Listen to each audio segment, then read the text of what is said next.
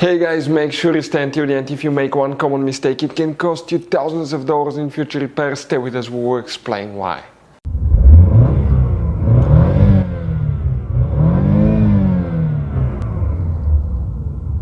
Hey guys, welcome back to Electrical Car Repair Life. Thank you guys for watching and subscribing to the channel. Today will be super helpful video to any of you having a GMC YUKON or YUKON XL, that generation here from year 2007 to year 2014. If you have a problem where the heater doesn't work, stay with us, we'll explain what can easily cause that. Actually, your heater may be perfectly fine, it may work fine, but it's one little device that can make you think it doesn't work, because it will make your heater to blow cold air. In addition, we'll explain how it can destroy your engine. We'll talk about that if not fixed on time, where you can buy cheap parts and tools, that way you do not waste money and time, and why it's always a good idea to test fuses and relays. All that, guys, will be covered absolutely free for your convenience. Make sure to stay until the end. So before we start, let us tell you a little bit about us, guys. Every single car we get here at the garage, we try to make at least 200 to 300 free repair videos. We take them completely apart, we show you how to fix transmissions, engines, bodywork, interior, electrical, engine codes, almost absolutely everything.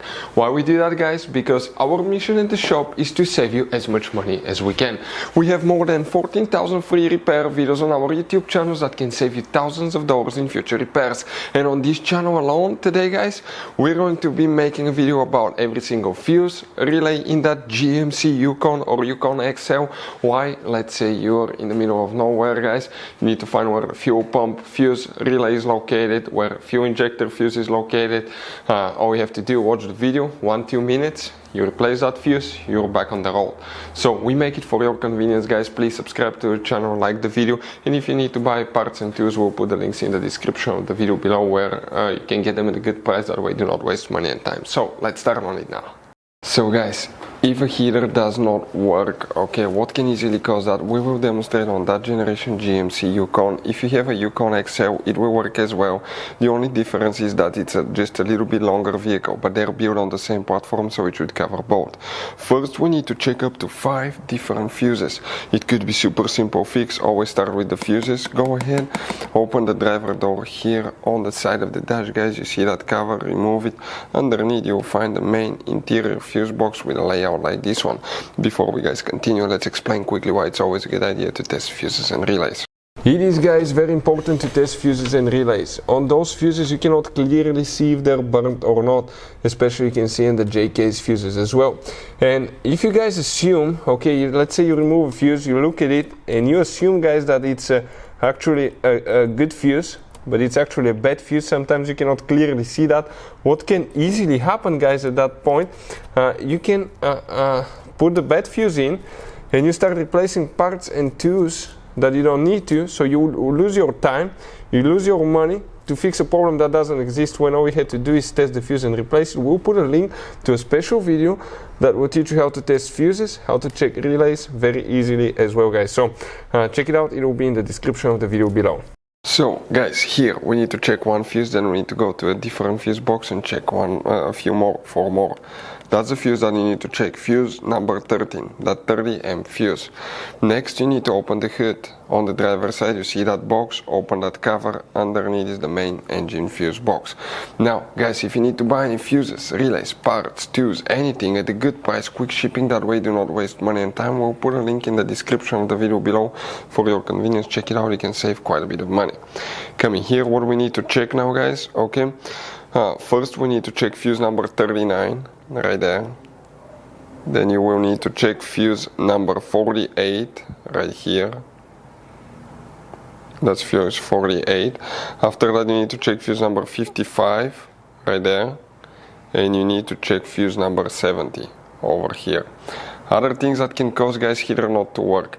Okay, now your heater may be working perfectly fine, but it may still blow cold air. Why? You have that device, guys. You may even have up to 2 of them. If you have a dual climate control, you have 2. If you have single climate control, you have 1. It's known as blind door actuator. It has a flap that attaches to it and regulate the temperature from hot to cold. On the inside it has plastic gears and a motor. Usually they'll crack, wear out, skip, or the motor will burn, and that will make the flap to be stuck in cold position. Your heater will blow cold air when actually it works perfectly fine.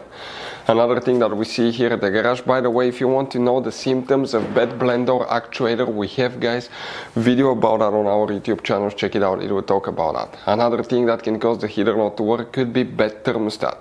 If the thermostat is stuck open, it will cause the coolant to flow freely between the engine and the radiator. As a result, especially if you drive at higher speeds, colder days, more highway driving, that air will hit the radiator and it will cool your coolant to the point that the heater will blow cold air. If you want to know what are the symptoms of thermostat being stuck open, we have videos on our channel, and the symptoms of bad thermostat.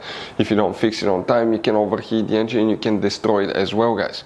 Another thing, if you recently did anything that involved draining the coolant, like thermostat replacement, water pump, hose, radiator, anything like that, and if you did not bleed the cooling system, you may end up having an air pocket in the system that will prevent coolant to go through the heater core and the engine as well, and that can overheat your engine. So fix it on time, or you can say bye bye to your engine. There are multiple videos how to bleed the cooling system that will teach you how to do that.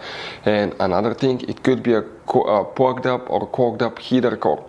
Now, if you want to know the symptoms of clogged up heater core, how to fix clogged up heater core, we have videos on our channel that will teach you that, because replacing it's really hard. You have to remove the whole dash practically to remove and replace that thing.